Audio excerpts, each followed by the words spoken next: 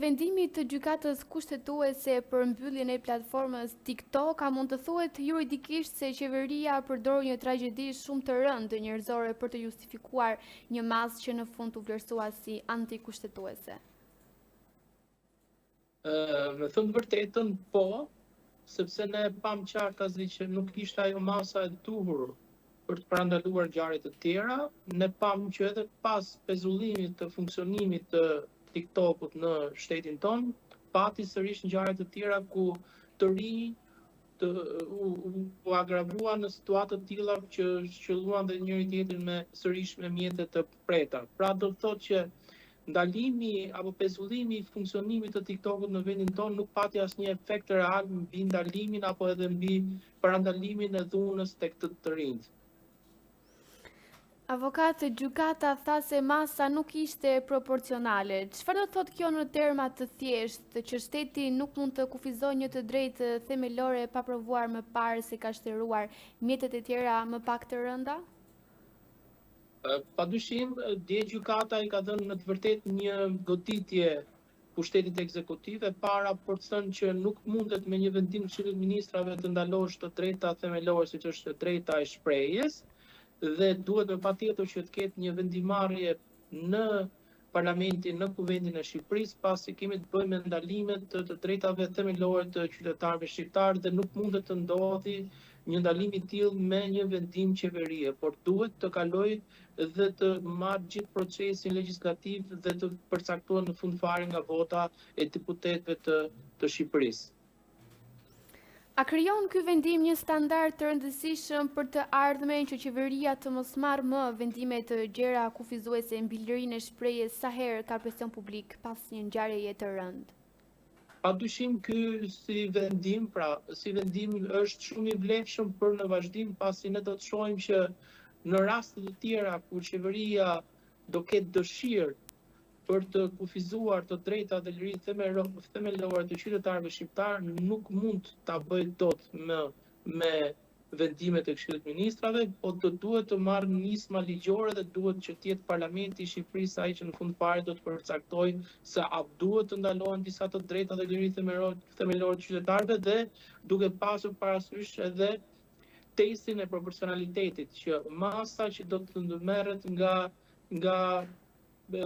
Kuvendi i Shqipërisë, a do të jetë në proporcional me rrezikun që i vjen shoqërisë nga XG, për shembull nga përdorimi i TikTokut. Në këtë rast gjykata me të drejtë konstatoi që nuk kishim asnjë moment një test proporcional të kryer nga ana e qeverisë shqiptare për sa i përket ndalimit apo pezullimit të TikTokut në vendin tonë, por nga ana tjetër me të drejtë nuk mundet që të jetë masa ekstreme në këtë rast, ndalimi apo pezullimi, pa ndërmarrë fillimisht disa veprime të tjera që do të ishin më të lehta dhe nuk do të preknin liritë dhe të drejtat themelore të qytetarëve shqiptar.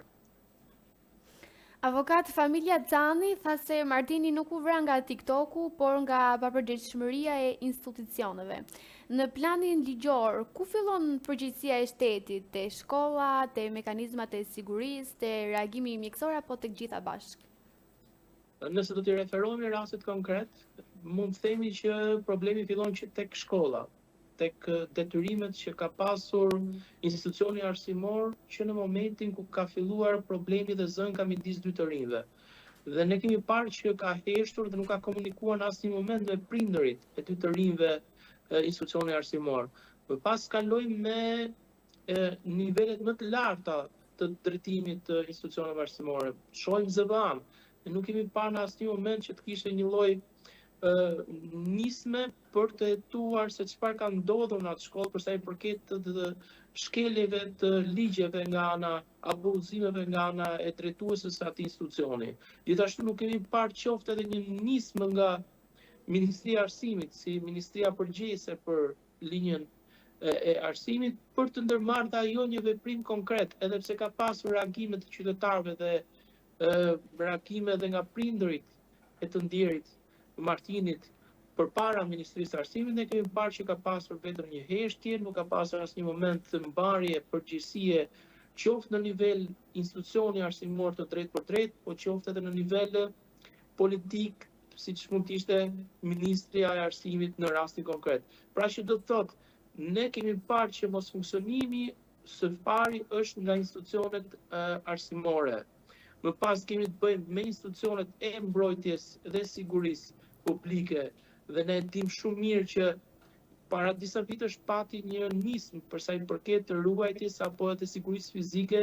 të shkollave. Dhe zgjati vetëm disa muaj, më pas ne nuk pam që të kishte punonjës apo efektiv të policisë së shtetit pranë institucioneve arsimore për të qenë aty për të parandaluar ngjarje dhe raste të tilla. Do të thotë që nuk ishin aty ku ndodhi rasti në shkollën Fanoli, nuk ishte aty as institucioni arsimor, pas policia, kur ndodhi rasti sërish në qytetin e Durrësit, kur ndodhi rasti sërish në qytetin e Shkodrës dhe ku ka ndodhur në raste të tjera. Që do thotë, heshtja e institucioneve solli sërish pasoja. Dhe ne nuk mund ta zgjidhnim heshtjen e institucioneve duke hequr apo duke pezulluar aksesin e qytetarëve shqiptar në TikTok.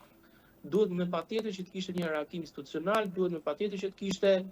jo reagim institucional ashtu siç ndodhi me këto takimet formale me prindërit dhe ku nga prindërit sipas tyre që është e vërtet, nuk ka dalur nga prindërit që të ndalohet apo të pezullohet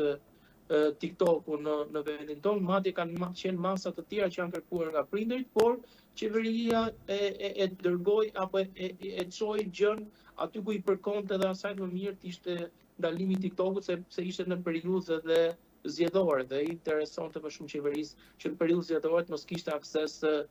në rrjetet sociale në pranë TikTok qytetari shqiptar apo edhe partitë të tjera politike.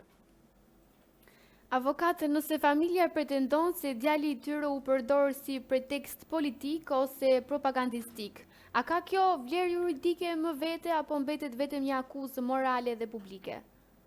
Në fakt është pak e vështirë që këtë kthehet si një drejtë e prindërve të martinit për të kërkuar një lloj përgjegjësie ligjore apo edhe një lloj dëmshpërblimi ligjor, është pak e vështirë me thënë vërtetën, më shumë të jetë në situata apo edhe në këtë formën e deklaratave publike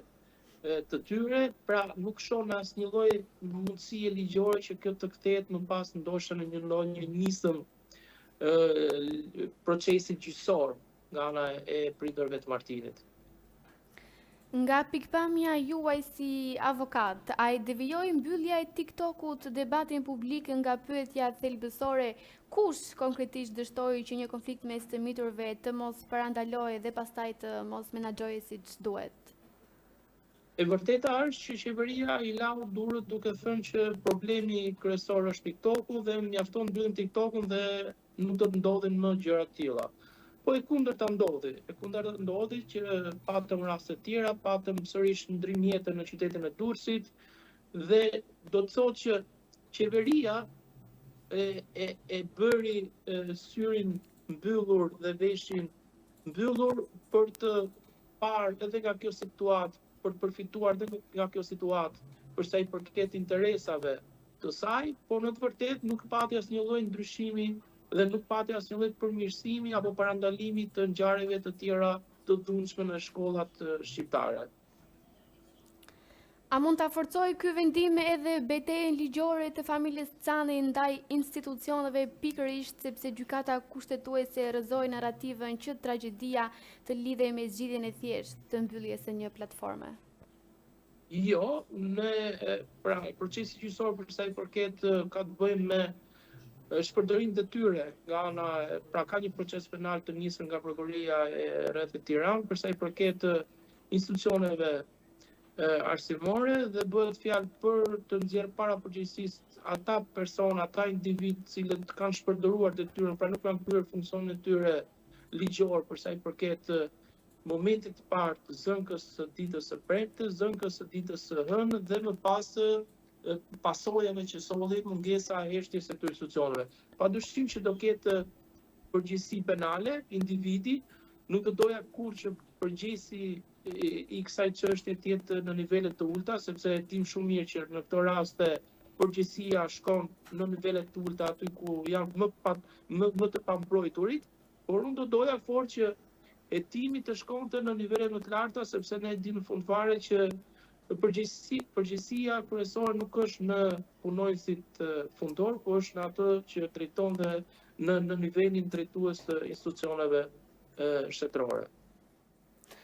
Sot pas këtij vendimi, cili duhet jetë mesazhi për shtetin, se mbrojtja e fëmijëve nuk bëhet me akte simbolike dhe ndalime masive, por me përgjegjësi konkrete në shkolla, polici, shëndetësi dhe zinxhir institucional.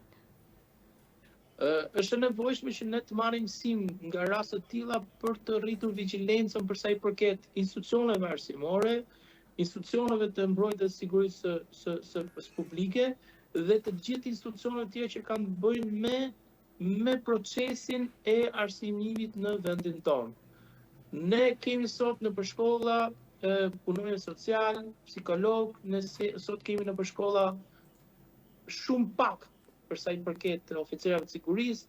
por edhe shumë pak për sa i përket psikologëve dhe punonjës social. Që do të thotë nevoja shumë e lartë dhe sot ne shohim që në shkolla kemi pak psikolog, kemi pak punonjës social, kemi pak oficer të sigurisë, që do të thotë shkollat tona janë akoma të pambrojtura, janë akoma të paafta që t'i vinë në ndihmë nxënësit, t'i vinë në ndihmë qytetarit, fëmijës së qytetarit shqiptar për të pasur një lloj mbështetje në momentin që ai ka nevojë. Ne sot shohim që numri i psikologëve, përsa i përket raportit numër psikologëve dhe nxënës është shumë i lartë, që është e pamundur që një psikolog të trajtojë mbi 200 fëmijë, ku ndoshta mund të ketë çdo fëmijë problematikat përsa i përket situatës së marrëdhënies me shokët në shkollë, në marrëdhënie me mësuesit në shkollë e të tjera. Pra, do të thotë që ne akoma nuk kemi sot një politikë të mirë përsa i përket ofrimit të shërbimeve bazike në shkolla. Ne nuk kemi sot një politikë të mirë përsa i përket mbrojtjes dhe sigurisë së ambienteve arsimore nga policia e shtetit. Ne kemi parë shpeshherë aksione ku pranë këtyre institucioneve arsimore tregtohen në lëndë narkotike. Që do të thotë ne akoma i kemi të pambrojtur dhe akoma nuk kemi një nismë të mirë ndërsektoriale, sepse ka të bëjë me disa institucione, nuk është vetëm një institucion që duhet ndërmarrë veprime konkrete, por janë disa institucione dhe ne kemi parë heshtje dhe nuk kemi parë asnjë reagim pozitiv nga ana e qeverisë shqiptare. Avokat, shumë faleminderit për gjithçka ndat me ne. Faleminderit ju.